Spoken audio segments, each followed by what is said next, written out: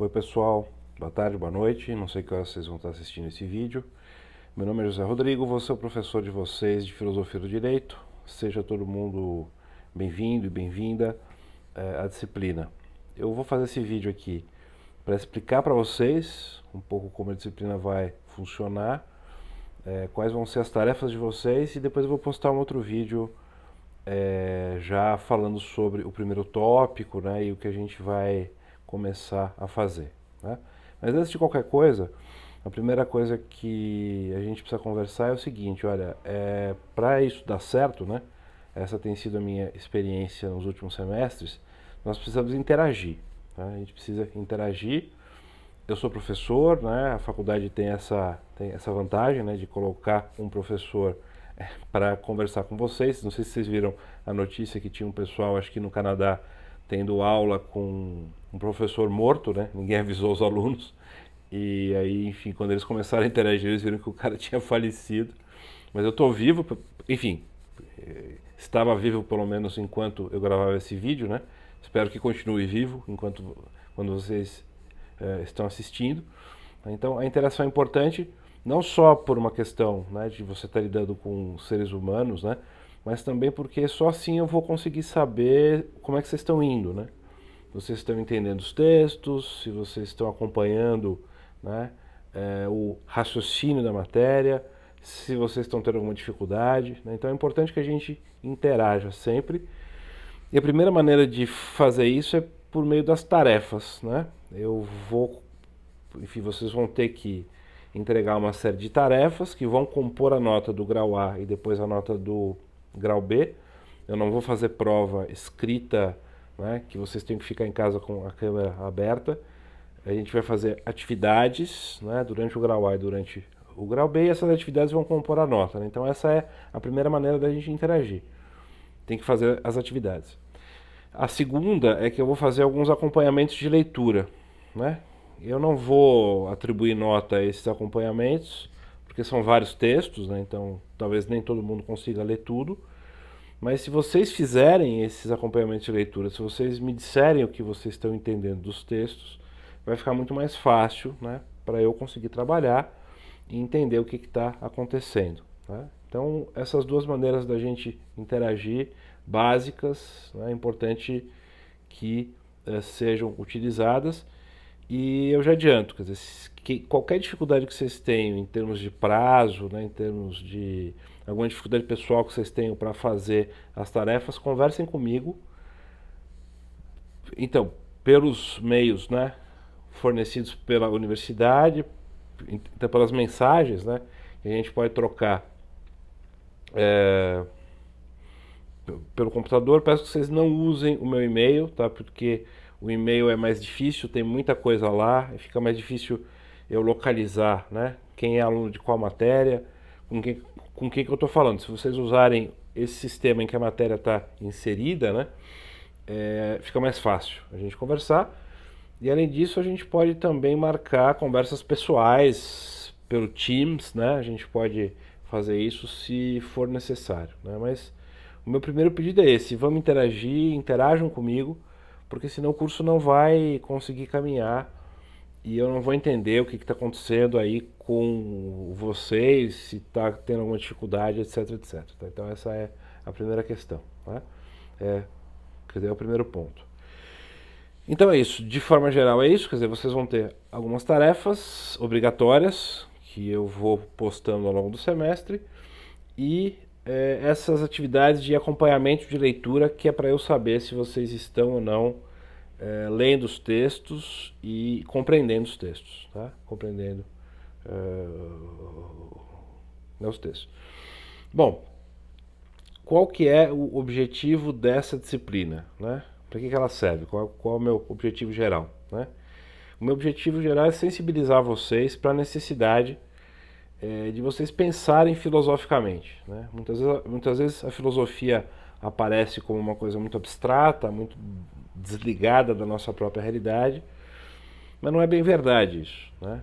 Quando a gente pensa na filosofia do direito, a gente está falando de uma reflexão, né, por exemplo, sobre os fundamentos da legislação, por que a lei foi criada dessa maneira e não de outra, que tipo de valores ela está servindo, né? Que tipo de objetivos ela quer perseguir. E também estamos falando de uma reflexão sobre decisão judicial, né? Por que o Supremo decide de uma maneira e não de outra?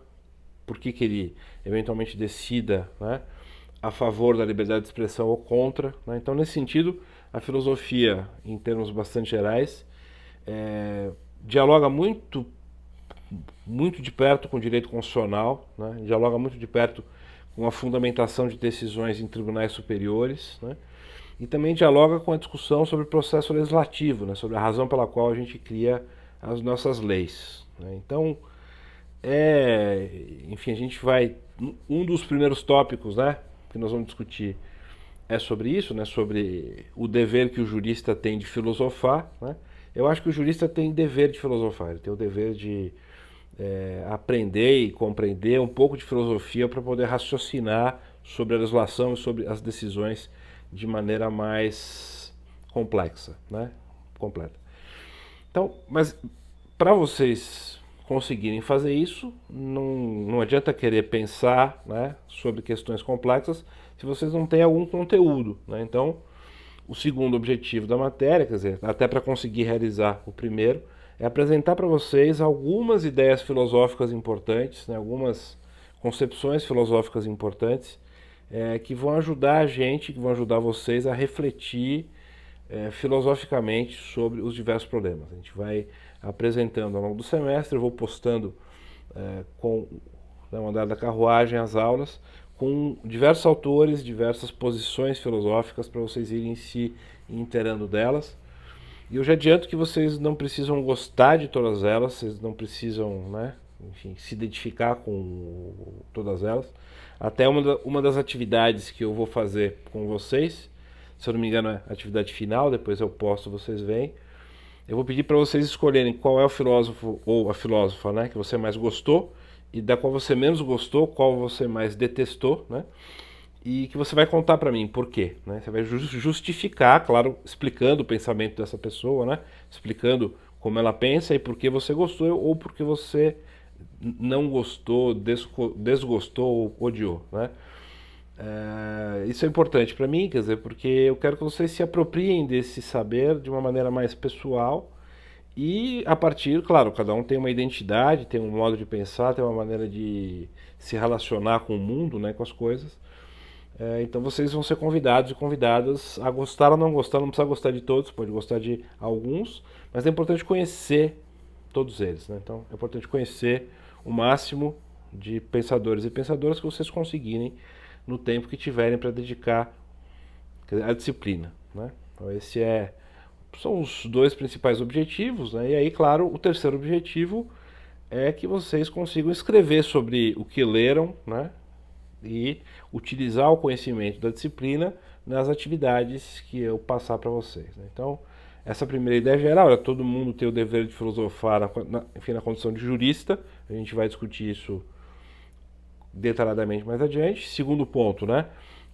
Para isso vocês precisam de um certo conteúdo que a gente vai discutir aqui, eu vou passar para vocês.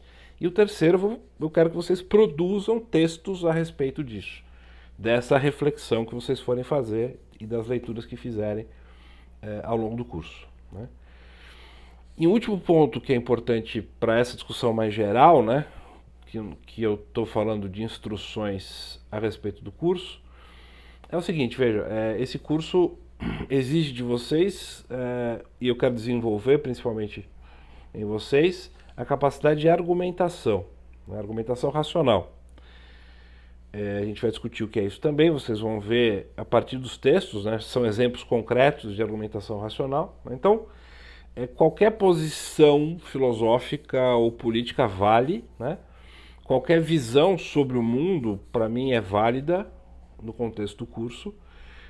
O que não vale é não argumentar, né? O que não vale é dizer, digamos, verdades sem justificativa, né? O que não vale é dizer eu gosto sem explicar por que gosta, sem explicar do ponto de vista racional, né?